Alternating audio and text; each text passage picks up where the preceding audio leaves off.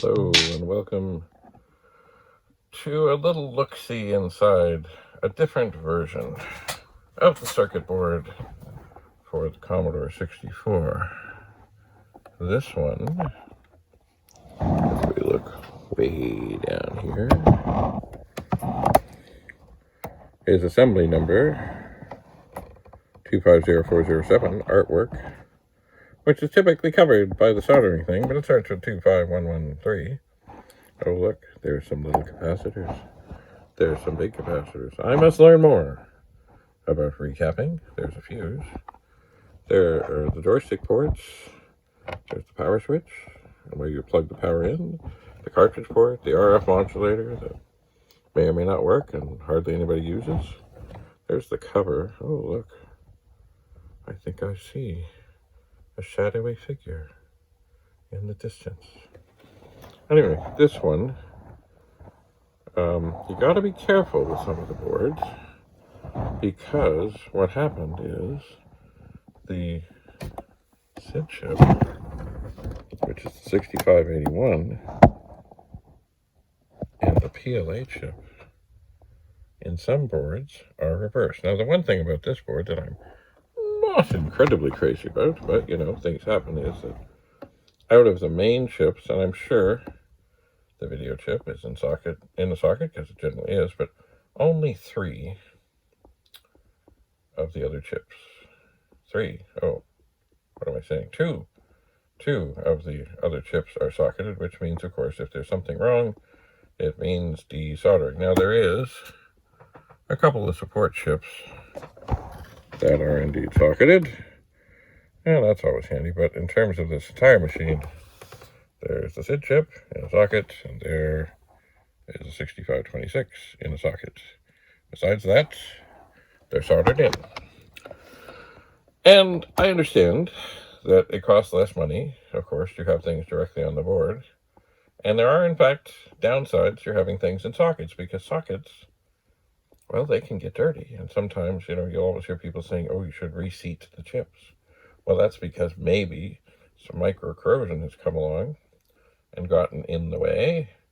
And if you reseat things and kind of shuffle things up a bit, that micro corrosion can be overcome. There's also, of course, sprays and things that you can put in there and also help. And it's not a bad thing also to, with great care, take like a very, as I say, great care, the eraser from a pencil and go at the pins of a chip with, may I repeat myself, great care to see what's what.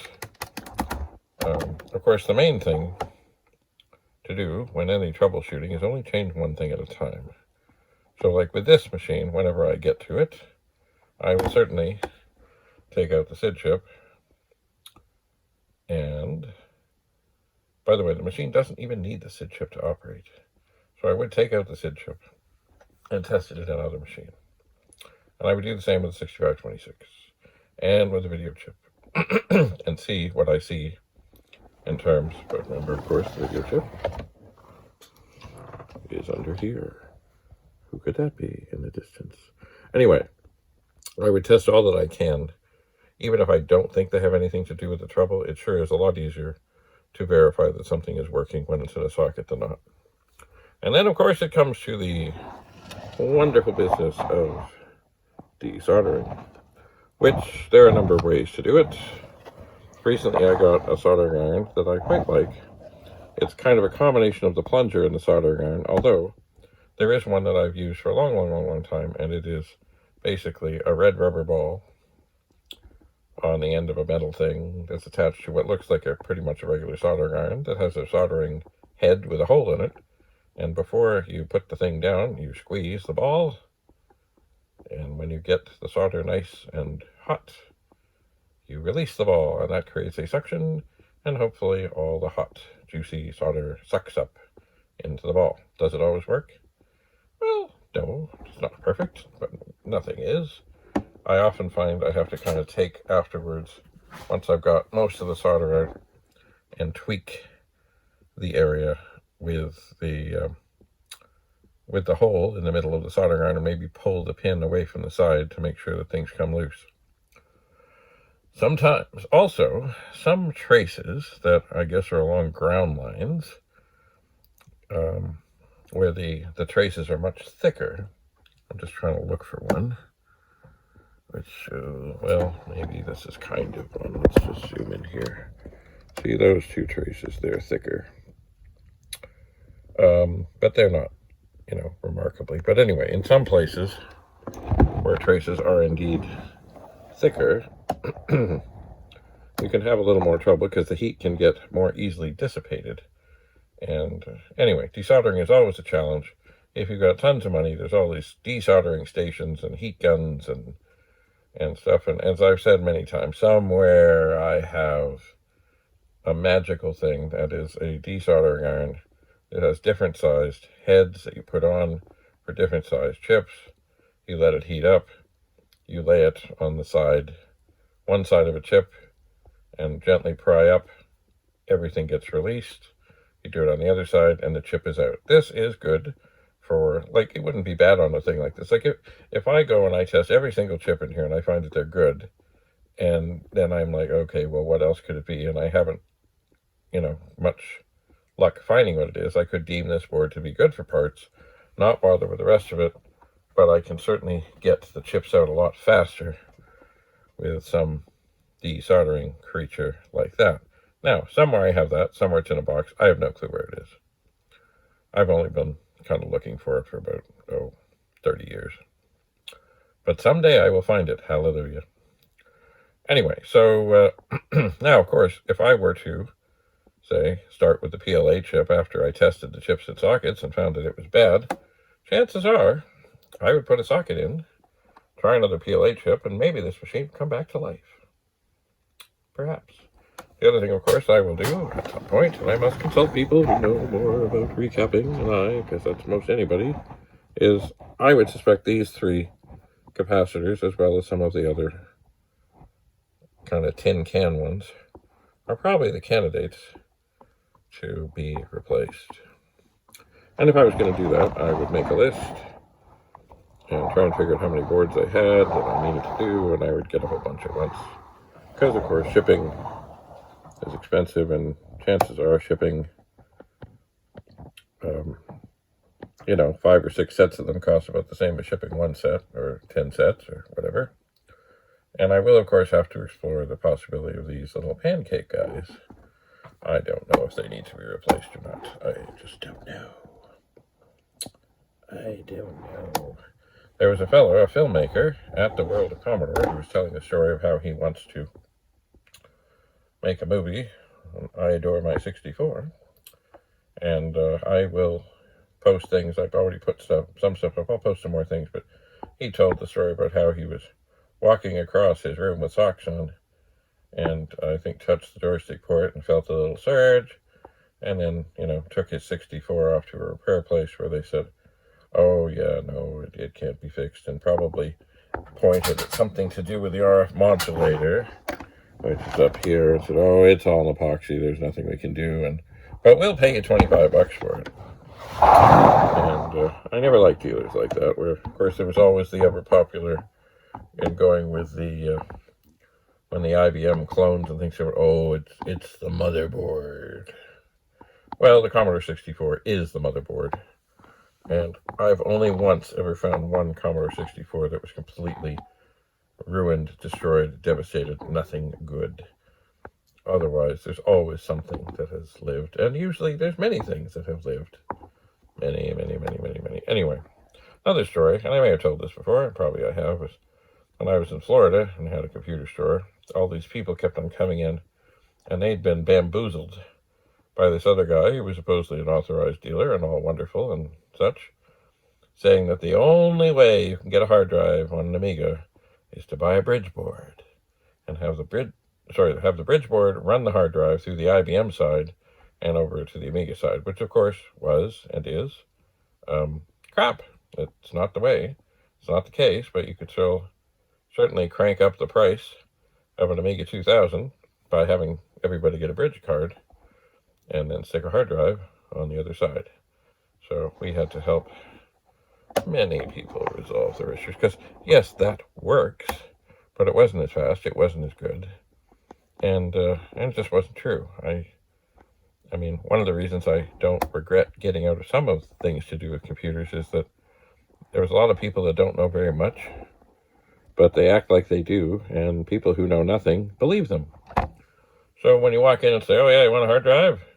Got to get the bridge card. By the way, for those that don't know, a bridge card on an Amiga 2000 was a very ingenious device that quite literally gave you an IBM-compatible machine inside your Amiga 2000. And there were slots to accommodate this. So basically there were Amiga slots, there was the video slot, and then there were the ones that could go where the bridge card went, and you could plunk it down. And eventually they made not just an XT bridge card, but an AT bridge card. And, they were good things in the right circumstances. They were. But it just bugged me that this other guy was lying to people to get them to spend more money that they didn't need to spend. And indeed, Amiga hard drives were available. I've never found that you build customer loyalty or anything by doing things that are designed to make the quick buck and hope you never see them again, because brand loyalty and of course store loyalty and loyalty to you and goodwill is very hard to come by. And if you screw over every customer, then little by little you don't have any. And when people like me open up a store and start telling people in a nice way that there is another way and that we can help them, they probably keep coming back to us rather than going there. It's funny, I remember back to when I helped and I was working in Electronics 2001, there was a fellow there who, I remember an upgrade came out for Workbench on the Amiga, and he kept saying, oh, it's only for our customers who bought their Amigas from us. Now, I don't remember there being a vast limit on these things. But, of course, if somebody bought an Amiga 1000 from somebody else, but now they've come to us hoping to upgrade it, and we just turn them away because they didn't buy their Amiga 1000 from us, we've lost another customer. So, as far as I was concerned, our customers was anybody who comes in the door who maybe we can help. Imagine that. Anyway, enough about the Amiga. Here is a Commodore 64. We'll just scan through the chips. 2 6526, 3 ROM chips, 1 6510, 1 PLA chip, the one that typically fails, 1 SID chip, bunch of support chips, RAM chips, and oh yeah, under there, there'll be a video chip. There will. Anyway, this is another find that I picked up. Yes. At the World of Commodore, where I was not trying to get anything. But sometimes, well, things happen. This was the one that had the case that was very much cut open in a very, I would say, butchering fashion. And I don't think I'll reuse that. I would suspect, though, the idea was, of course, airflow, and airflow is not a bad thing, because heat is the enemy. Heat is the enemy. Anyway, thanks for having a look inside of this machine. I think what I will probably do fairly soon, as in maybe even today, is I might test that SID chip in a machine that I know works with the test diagnostic cartridge and see what it sounds like. Because maybe it's good, and maybe it's not. My gut tells me probably not, but you never know. It does seem, if I can just zoom in on it, let me look and see if I can see. Well, it's from 1983, 51st week. Some of the chips are older. It may have been swapped out, it may have been changed, but I don't know. You never know, Maybe this was a board that ended up back at Commodore to be fixed, and then, maybe the 6526 was socketed, and the SID was socketed, and then it was sent back out in the game. I just don't know. Anyway, enough for now. Thanks for coming. Hope to see you at the World of Commodore in 2023. Stay tuned online for details. If you have any questions, comments, or anything, don't hesitate. Until we meet again, keep your stick on the ice. Bye for now.